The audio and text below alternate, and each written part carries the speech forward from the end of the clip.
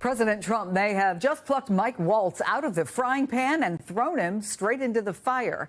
After Democrats clamored for and were denied an investigation and hearing into Signalgate, Waltz's nomination to be U.S. ambassador to the UN may give them the opportunity they've wanted. So, how will they use it? Our next guest says he expects it to get pretty brutal. I want to bring in Democratic Senator Mark Warner, Vice Chair of the Senate Intelligence Committee. It's always good to see you, Senator. I mean, we know that a confirmation hearing hasn't been scheduled yet, but you did say you thought it could be brutal. How? What are you looking for? Well, how are these incredibly sloppy protocols around secure information being allowed to take place? And, you know, we heard on Mr. Waltz that he had done not simply one of these, the famous Signalgate chat, but that there were up to 20 other chats. We still don't even know, Chris, whether the devices used have ever been scanned for malware. I mean, that's, you know, basic security 101.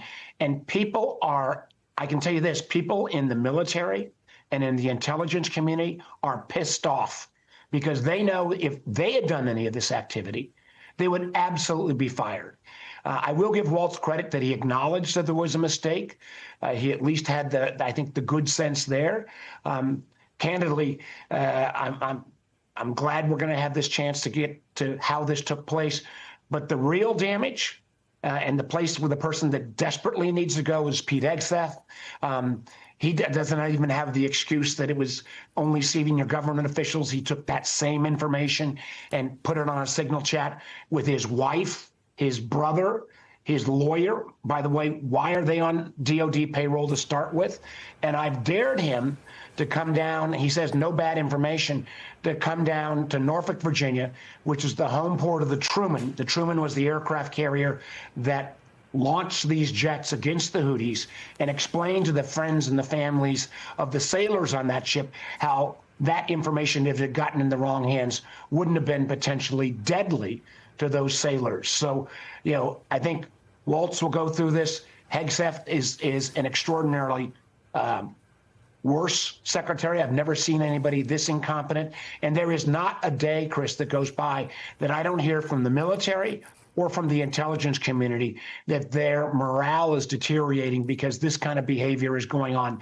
From Hegseth, from Waltz, I got to throw Tulsi Gabbard in there as well. There's never been a director of the national intelligence that almost on a daily basis condemns the intelligence workforce and calls them out somehow as all deep state individuals. These kind of actions across this national security group in Trump administration is making our nation less safe. And I think Waltz will have to provide answers.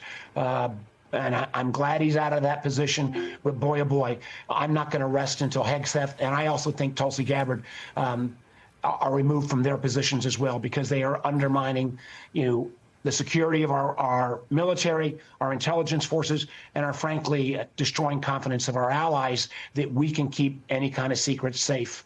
So if indeed, Senator, folks are ticked off and they want to get to the bottom of this, what's the plan? Have you talked to members of the committee and how they're going to go about this? Yeah. This all happened yesterday afternoon. I've had a couple of one-off conversations. I'm sure the committee will do an important job. I'm going to make sure that we don't just talk, or I hope they will not just talk about the actual contents of the Signalgate scam, but how was this allowed in the first place?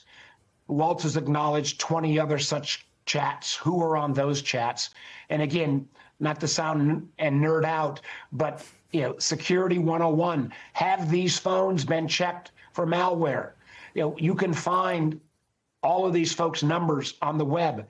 If the Chinese or the Russians who have broken into our systems, who have targeted even encrypted systems like Signal, if they can implant malware, even if they don't have physical possession of the phone. So the fact that we've not even got an answer on that shows the kind of casual attitude this administration has towards classified information. And I can just tell you firsthand, allies I've heard from, not just NATO, but for example, Israel, were aghast that this kind of information is out there.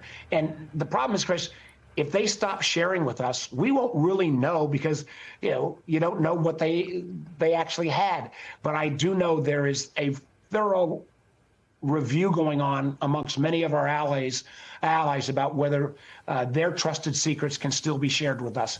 That is a awful position and something that in literally 100 days this administration has created that I never thought I'd see in my lifetime. Well, that brings me to ask you about how all this affects your former colleague, Marco Rubio. Now, on top of being Secretary of State, he is the interim national security advisor, acting administrator of USAID, acting archivist for the National Archives. You voted to confirm him as Secretary of State. Let's just say it's a big job. Now adding 3 more onto his plate. What questions do you have about how the work of diplomacy and national security are being carried out right now? Listen, I worked well with Marco during our tenure when I was chair and he was vice chair of the Intelligence Committee. Candidly, I've been disappointed by, for example, his unwillingness so far to stand up for American soft power, for example, that comes out through USAID. We basically wasted 70 years of trying to work with particularly developing countries. And I can already tell you, China has rushed in with pennies on the dollar to fill the void. I don't have the foggiest idea how you can be Secretary of State, head of USAID, and now National Security Advisor. I've met with national security advisors, obviously Jake during the Biden administration, but during the first Trump administration. This is a full-time job plus. And the idea that you can do that national security component and still lead the diplomatic efforts that are frankly being so undermined by the erratic behavior of Trump, from the tariffs to basically turning our allies into enemies. I mean, again, who would have ever thought that, Canada has completely changed their view of the United States in 100 days of a Trump administration. I still like Marco a lot, respect him, been disappointed by some of his actions, but I don't know how in any kind of rational way you could do, literally 2 of these jobs, little more than the 3 or 4 that he's got assigned at this point.